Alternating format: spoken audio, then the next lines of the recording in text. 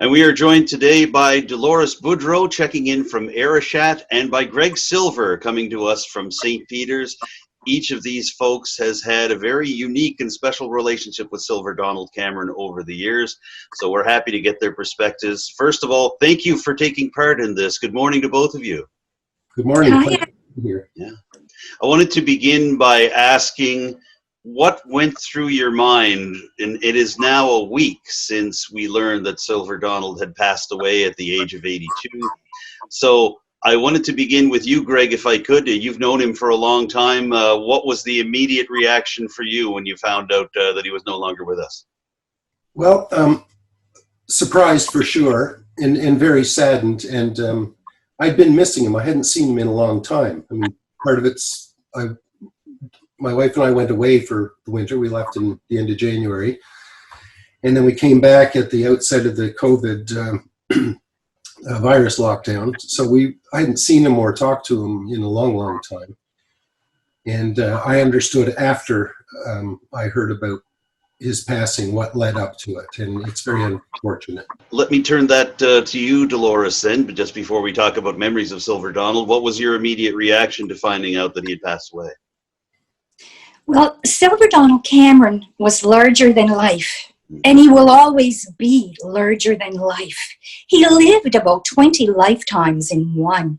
If you look at the obituary, and if you know the family well enough to know just what pot he put his spoons into, it's almost not human how one man can accomplish so much. And when I first heard, my aunt called me and she said, "Oh my goodness, did you hear?" I went right into the stage of grief that is denial. I wasn't ready for that news. I didn't want to hear that. My thoughts went straight to Marjorie. And it's at this point, Adam, that I would like to offer my condolences to Marjorie, to his children, his siblings, a very large, loving Terrio family, and so many friends from all over the place. He will be remembered and celebrated for a very long time. Well, let's look back at that lifetime that, as you say, larger than life. And Greg, I want to turn to you on this because I want to speak to you about some of your earliest remembrances of Silver Donald Cameron. Born in Toronto, raised in Vancouver, and did come to the Maritimes. And it was in the Maritimes that you met him after he'd been working for quite a while. Can you tell us a bit about those early days and your first impressions of Silver Donald? Yeah, it was, I can't tell you the exact year. It was in the mid-'70s. It was shortly after I had, my partner Denise had started a graphic design and marketing communications firm in Halifax, and we had a little office and a walk-up second-story loft on Barrington Street. And one day this gentleman came up the stairs. He said he had a project he wanted to talk to us about. He was quite an engaging guy with brilliant silver hair and a wispy mustache and all kinds of energy. And he introduced himself as Silver Donald Cameron. And immediately I knew who he was because I used to read Weekend magazine. And years before that, I was in my early 20s then, but I remember sitting at the kitchen table at home as a teenager in St. Catharines, Ontario, reading the Weekend magazine. And this guy was telling a story about how he had moved to Cape Breton, and there were dozens of people called Donald Cameron. And at the age of 29, his hair had turned white. So like many other people, he adopted a nickname, and it was Silver Donald Cameron. I remember that story. It stuck with me. My surname is Silver, so maybe that had something to do with making it. Yes. But this guy walked in, and so this is interesting because a lot of people who know him from Il Madame maybe don't know about some of the other things he did. He was partners with one or two other people in a business called Magi Learning Centers. And this was in the mid-'70s, and what they had done is set up a kind of an after-school school to develop children. I guess kind of it would be somewhere between tutoring and development for probably more gifted children. And so he had this school. It was a whole new concept, and he was trying to promote it. And he came to us to help him with the communication. Now, here's a guy who's a brilliant writer who understands the visual part of the communication was important. And that's what I remember more than anything from that first meeting, that he had his eyes wide open about what he needed to do this job. And he went looking on the street for, and I guess on the street, you know, around the art college and wherever he could get referrals. And he wound up in our little studio. And we worked with him on that. And we got to be good friends. We realized we had a lot in common. In the business we were in, we needed professional writing. So Don started to write things for us, you know, marketing brochures and, you know, the odd media release, things that we were doing for our clients. So we worked together, but we also discovered we had a bunch of things in common. He was a wicked piano player, as you may know. And I was trying to learn the fiddle at the time. And he was in Cape Breton, so he knew a lot of the material that I was wanting to learn. He also was a sailor, and as I was. I mean, I was a recreational sailor. Don had actually built his own sailboat, or he was in the process of doing it. That's, to me, that was a big project. I couldn't imagine building one. It was enough to look after one. We both had Acadian wives. That was another thing we had in common, and they kind of looked a little bit the same too. Anyways, we developed this friendship. Don would come to visit us at our office. We did things on the telephone a lot back then. Our relationship working together and seeing each other socially, mainly in Halifax, went for a number of years. We did travel on business a little bit together. I did for a couple of years. I had a fairly major project in Newfoundland with the power utility there. And Don came with me to do some writing on that. So we spent some time in St. John's, and after work on George Street, one can have a good time with Silver Donald Cameron. And we went to a lot of places where people knew him. It was like hanging with a celebrity a little bit, which was, you know, new for me, and that was a lot of fun, because whatever bar we went into, people would know him in St. John's, which I found interesting. What was he like on the road? You talk about how people reacted to him, but what was he like as a traveling companion, Greg? Well, you know, he was extremely polite to everybody. He was interested in everybody. People that we ran into that he hadn't seen in a long time, he would know what they were up to 5 years ago and ask them how that was going. You know, I remember there was one woman we met, and she was running a book club, and Don had known her from that. So he was remembering titles that they had been discussing years earlier, and he wondered what else she'd been reading, and he mentioned some of the old titles. He had a good memory. He could have been a politician. And as you know, he was an ardent supporter of the NDP for many years, and then the Green Party. He was very interested in politics. I remember covering an NDP nominating convention that he oversaw in Richmond County in 1997, and this was at a time when the NDP was starting to surge both locally and provincially, and he was emceeing the whole thing, and he strolled up to the microphone and beheld the crowd at the Parish Hall in Lewisdale and grinned like a Cheshire cat and said, "Well, well, well. Look at everybody here," and he was pretty happy that evening. Yeah, I want to shift the focus to you quickly, Delores. What were your first impressions of Silver Donald? Do you remember the first time you would have run into him, or the first time you became aware of it? The first time I would have run into he and Marjorie would have been in social circles, weddings, you know, the hall in discos. Really a supporter, really a fan of this little island. You know, he believed in us before we believed in us. Oh, that's wonderful. And that has really translated into the work he's done. And I mean, it's been interesting, Greg, to hear you talk about how he was bringing people under his wing and wanting to have them trained and wanting to educate them. And that continued well into the 1990s with what he did with co-founding Development Isle Madame Association, co-founding this very station that we're doing the interview for, Telile Community Television, training people in how to be broadcasters, how to be journalists, using his own particular experience to help them out. Delores, I want to ask you, what kind of impact do you feel he's made on Isle Madame in particular, and in the many ways that he has served this area? What kind of a legacy does he leave in terms of the island? I believe he really had vision, and not only did he have the vision, but he could actually bring the people together to execute these ideas that will be with us, that will exist on this island for a very long time. And DEMA is one of those entities that it's amazing what they've done, what they do, and the legacy that he's left behind. His legacy stretches far beyond Isle Madame.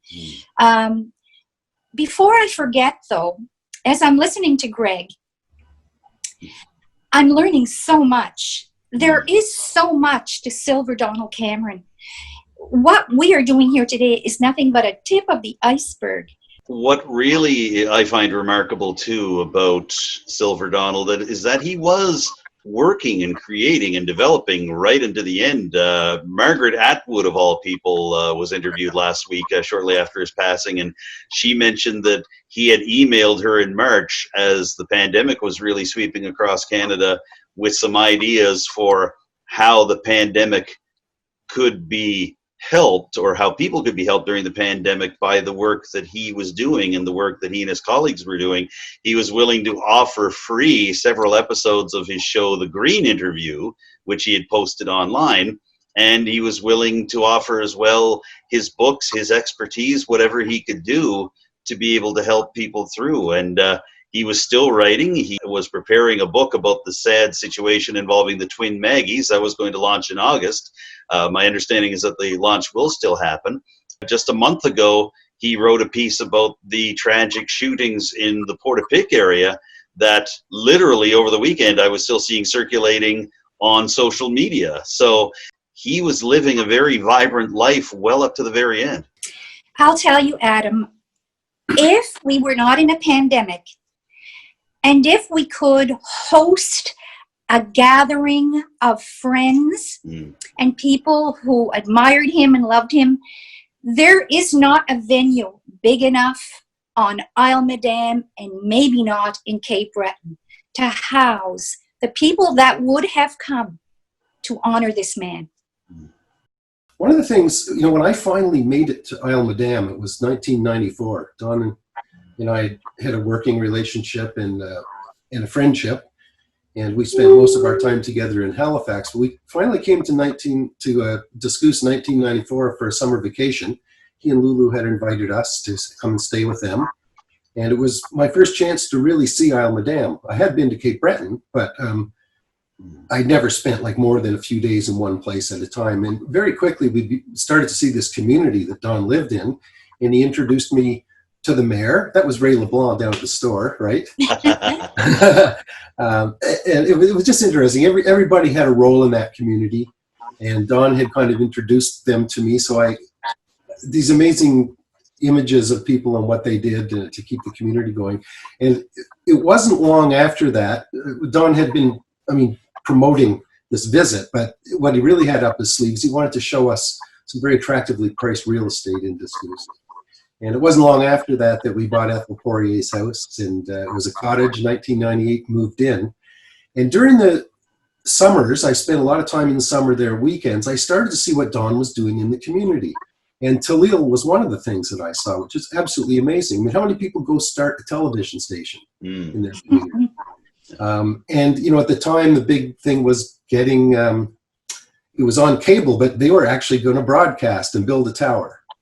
And by the time I had moved into Isle Madame 1998, Don had invited me onto the board. So I got to see, just what happened with this volunteer community board and the young people there that Don and others had hand-selected from the community, understanding they had the brains and the raw talent, and they just needed a little bit of development. And Don did that, and he brought others around to help do that. And you can see what a success Telile is today. And I guess I could say the same parallel thing at DEMA.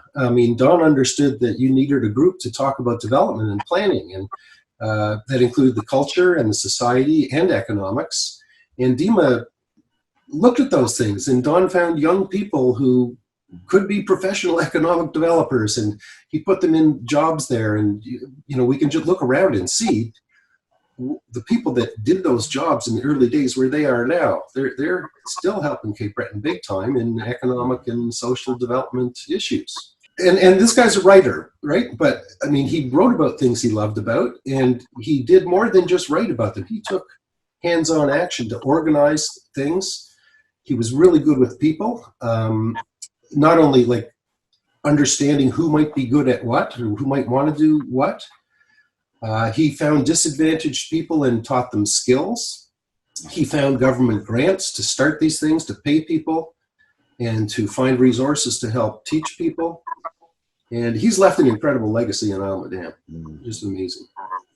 He was very much like a dog with a bone, very passionate about any aspect of what he did, and especially when it meant training a new generation of people to be leaders. He wasn't just content to sit back and be the leader himself. He wanted to equip and engage a new generation of leadership for Isle Madame and for Richmond County, and we're going to feel the effects of that for years to come. I think so. A turning point I saw was when he did the research and finally produced his book, The Living Beach, which was, I really got a sense of, how concerned and knowledgeable he was about the environment. And the more he learned, the more concerned he got. And I think, as we know, his outreach went way beyond Cape Breton with this project that wound up being the Green Interview, where he's making a global impact by bringing people who have messages about how to move the environmental issues forward on a global scale and reaching a global audience. That really is an incredible accomplishment. I want to head into the home stretch here by asking each of you, what do you feel is the greatest lesson that Silver Dawn has taught either of you, either directly or indirectly? What do you think is a great life lesson that you carry from either a personal experience you had with him or just from looking at his life's work as a whole? Back in 2002, I released my first CD. And I knew enough about marketing that I knew I needed a review. I needed a good review of this product. And who else on Isle Madame to approach but Silver Donald Cameron? I mean, he was our most prolific writer. I knew he was a generous spirit. And I had only met him, we were acquaintances. But I thought, I'd like to approach this man and ask him to write a review of my CD. So when I did that, he said to me, that's not really my area of expertise. Oh. And I really appreciated the integrity. He said, but leave that with me. So I did leave it with him. And a couple of weeks later, a friend calls and says, Delores, do you have the Chronicle Herald? And I say, no. You might want to get the Chronicle Herald. So off I go. And here it is. This is the Chronicle Herald that the person was speaking of. It's called the Sunday Herald. Yes. Sunday, October 20th, 2020. So I start leafing through this particular paper, and I come upon none other than Rock Voisin. Okay? Oh. As an Acadian, I love Rock Voisin, but right next to Rock Voisin, there was my picture. It said, CB newcomer Boudreau sings with polish of a veteran. And I start to weep. Then I read, Boudreau's debut CD, Me, Myself, and Moi, arrived in the mail this week thanks to Silver Donald Cameron of Discos. I put it in the CD player. I'm glad I did.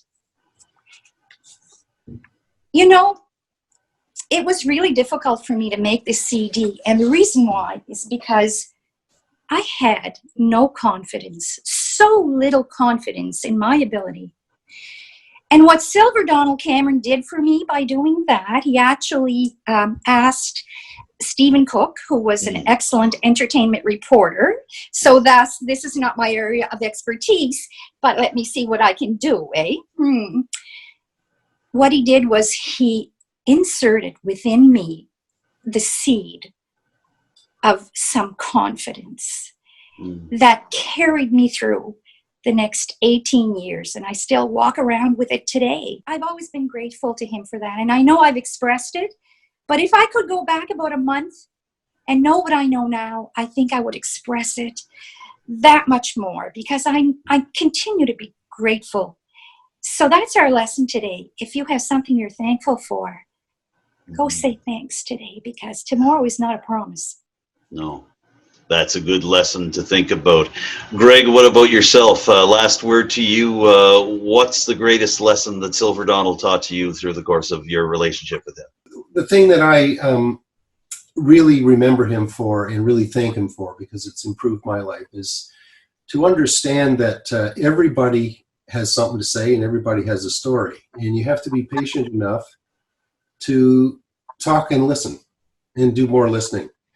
And I guess maybe in a nutshell, when I got to Discoos and eventually made it my home, and I live in Cape Breton still full time, it was a very different world for me. I grew up, upper middle class city, business owning family. Everybody had a higher education; it was expected.